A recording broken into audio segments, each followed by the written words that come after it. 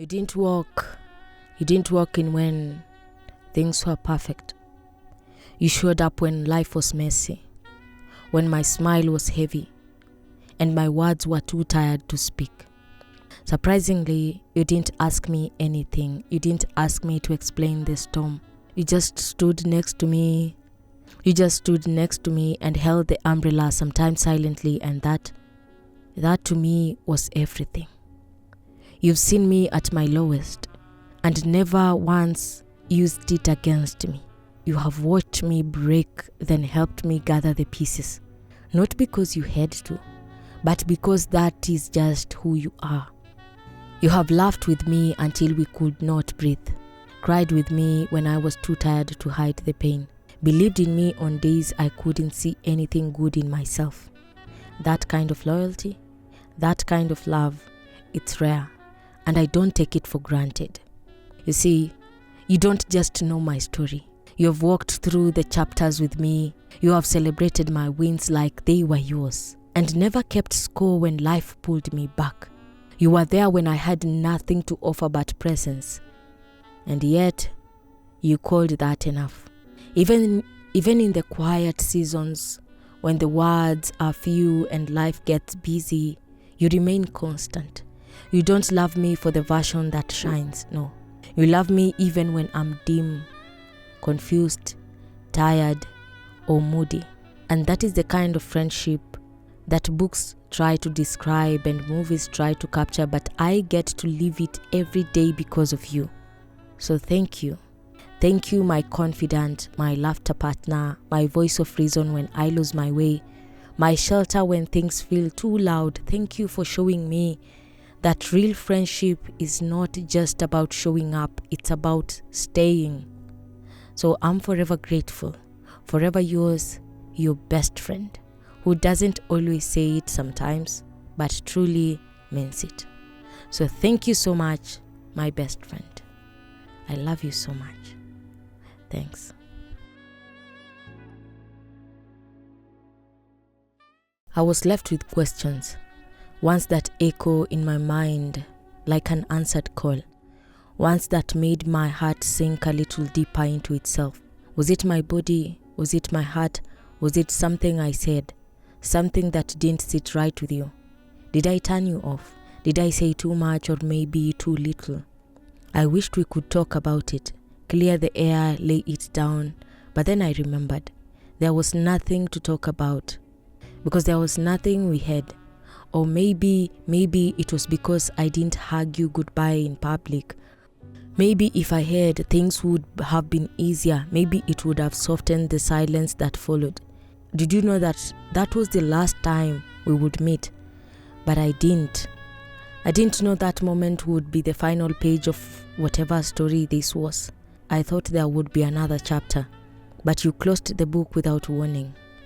And when I realized you were not going to call, when it finally hit me that my phone wasn't going to light up with your name, I asked. Not out of desperation, not to beg, but because I needed to know, because my heart deserved at least that much. And all you had to say was that we shouldn't talk about it, that as long as we both enjoyed it, that was all that mattered. But tell me, did you ever wonder if I enjoyed the way it ended? If I enjoyed the silence, the emptiness, the way my own thoughts became a battlefield? I wish I could have spoken then, told you what was burning inside me, but I couldn't.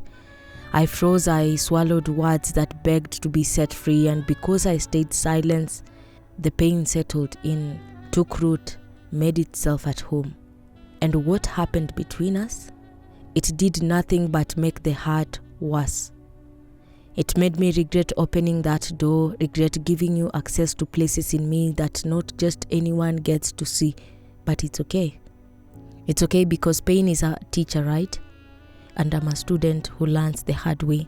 One day the wounds will close. One day I'll look back and not feel the sting. One day I'll hear your name and not feel the weight of it in my chest. I will heal, definitely not overnight, and not all at once, but I will. And when I do, I will carry the lessons with me, not as chains, but as reminders, yet not as wounds. Yes, not as wounds, but as wisdom. And that is enough. Pain.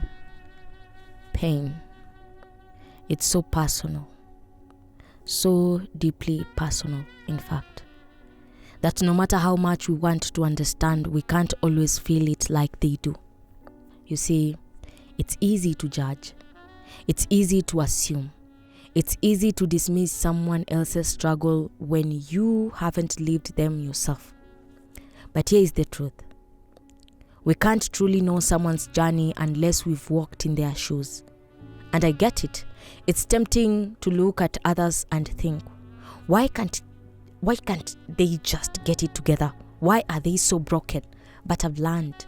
Those thoughts, they come from a place of ignorance. A place where we forget that each person has a story, a battle that we haven't seen. We can't judge the weight of someone's pain just because you haven't carried it. You can't measure the depth of their struggle when you haven't drowned in it yourself. Imagine this. You see someone standing tall, smiling, looking like they have it all figured out, and in that moment, it's easy to assume that they are fine. But what is underneath that smile? They are carrying a burden heavier than you can ever imagine. What if behind their eyes there is a story of loss, of fear, of broken dreams they are still trying to heal from? What if that mask they wear isn't to deceive but to survive? Because sometimes the strongest people are the ones who are silently suffering. We forget that pain doesn't always scream. Sometimes it whispers, quietly and so softly, that it's almost invisible to the world. But just because you can't see it doesn't mean it's not there. Just because you don't hear the cry doesn't mean it's not echoing in their heart. You see, every person's journey is unique. They have their own battles, their own scars, their own fears. You may never understand all of it, but that doesn't mean you should not try. We don't have to have all the answers. We don't need to fix their pain, because truthfully we can't. But we can offer empathy. We can offer understanding. We can offer a listening ear, a comforting presence without the need to speak over their silence. It's about being there. It's about showing up, even if you don't have the right words, because sometimes the best thing you can do is not saying anything at all, but just let them know they're not alone. It's offering the kind of support that says, I see you, I see your struggle, even if I don't fully understand it, and I'm here for you. No judgment, no assumptions, just me standing beside you. We've all been there, in those moments when we feel like no one gets us, when we feel isolated in our pain, when the world moves on while we are stuck in the dark. But here is the truth.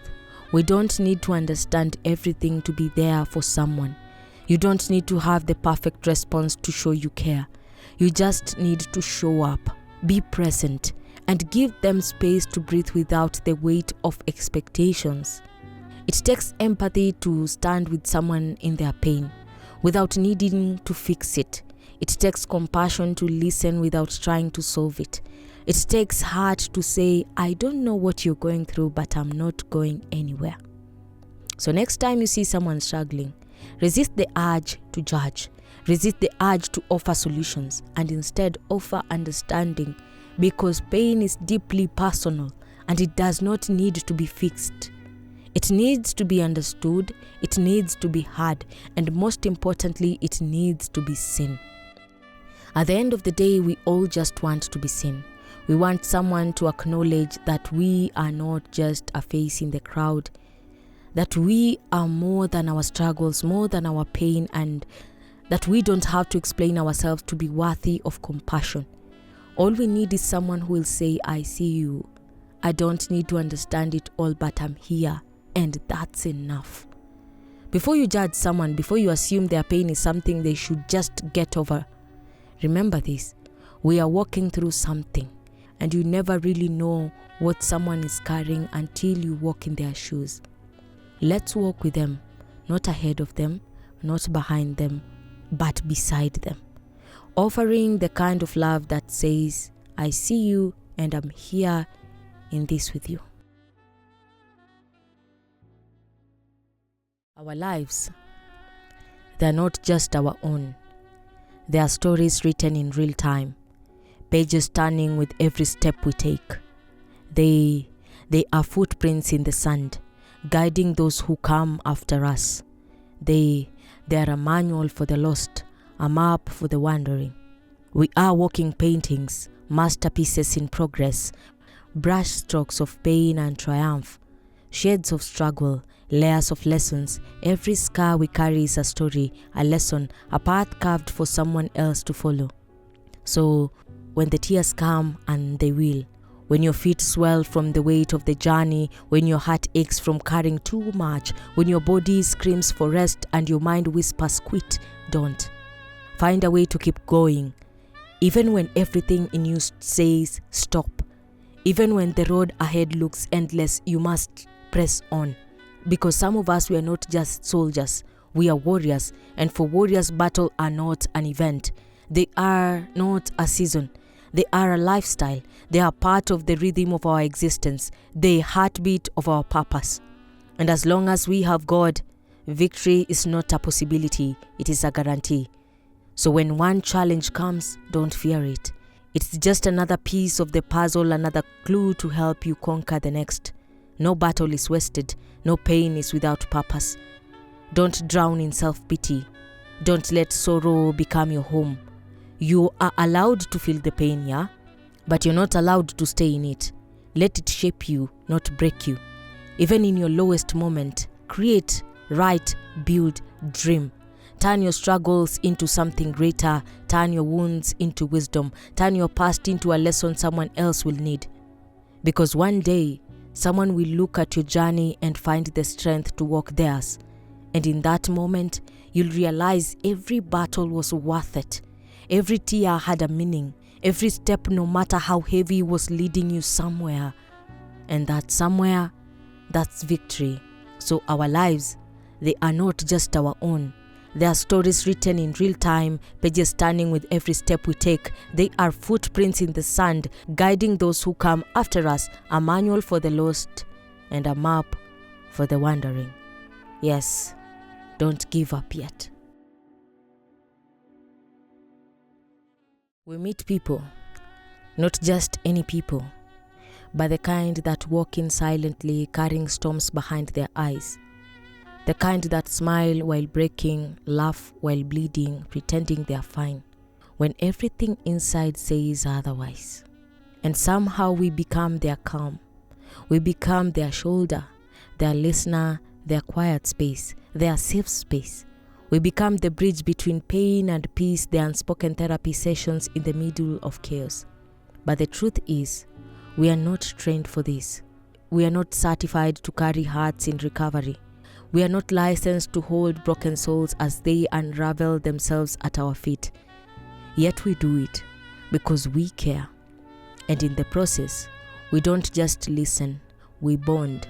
We imagine that maybe this time we will be more than a stepping stone. Maybe this time they will stay. But here is the bitter part. When they heal, we hurt. Because suddenly we become reminders of a past they are desperate to forget. We become the face they saw when they were at their lowest. And now that they are rising, now that they are healing, we don't fit the picture anymore. They cut us off, not out of hate, but out of healing. And here we are standing in the ruins of connections that only meant everything to us. We blame ourselves. We whisper things like, I should have been stronger. I should not have hoped. I was just supposed to help, not feel. But how do you help without your heart getting involved? We are doctors who forgot to keep our gloves on. We touched wounds with bare hands, thinking love alone could protect us.